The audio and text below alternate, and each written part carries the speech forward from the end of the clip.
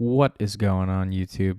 Kier's Auto Bible here, back with another video, but in a slightly different format and topic than usual. Today we're going to be going over why the 70 Series Land Cruiser never made its way to the US and likely never will. But before we get into it, I'm going to have to ask you, yes you the viewer who is listening right now, sitting on the toilet, in bed, at your desk, at work, at school, to subscribe right now. I'm trying to hit 5 million subscribers by next month and I need your help.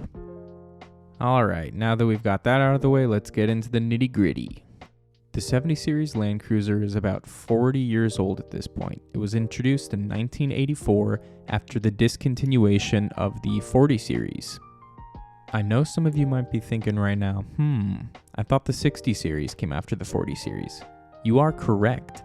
However, the 70 Series came out around the same time, as a more bare-bones utilitarian version of the Land Cruiser, and arguably is more true to the original form that the 40 Series was, more basic, utilitarian, for off-roading and work.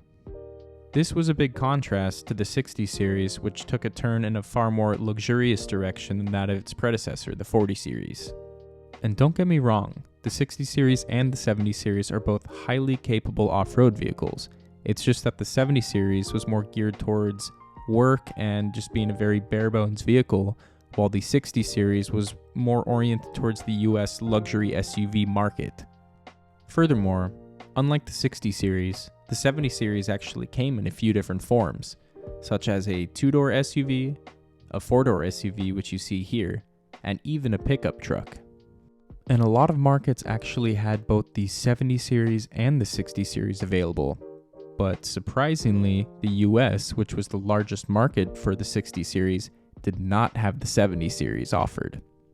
I'm sure there's a more well-documented answer for this, but from what I've gathered is that the US used their SUVs for more recreation and daily driving, compared to a lot of other places in the world like Australia, which used them for work. But what's really interesting is the fact that the luxury version has had 4 redesigns from the time that the 60 Series was launched, in comparison to the 70 Series, which has had none. Just a few facelifts and some updates here and there over the years. And this leads me to the main reason why the 70 Series Land Cruiser will likely never make its way to the US. While it has an awesome vintage look, what is also vintage is the structural integrity of the vehicle. If you take a look at the vehicle's beltline and pillars, you can tell it is definitely not up to par with US safety standards. The pillars are reminiscent of SUVs from the 90s, and the beltline is far lower than anything that's on the market in the US right now.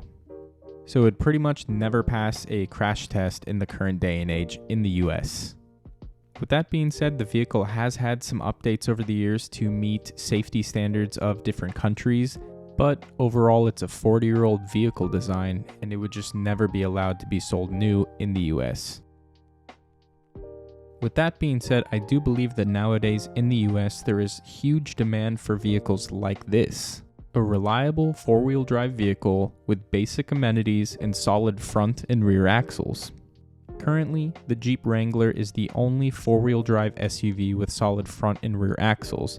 However, the reliability just isn't the same as Toyota. And a lot of people want something with a little bit more #swag than a Jeep Wrangler as well. This 2-door version here has an MSRP of about $43,000, which I think is a very comfortable entry point for a lot of 4-wheel drive enthusiasts. Or Suzuki can finally give us the frickin' Jimmy. I don't know about you, but I'd be perfectly fine with either or. Until then, I guess we're gonna have to settle for new Tacomas, 4Runners, or clean 80 Series or 100 Series. Thanks for watching.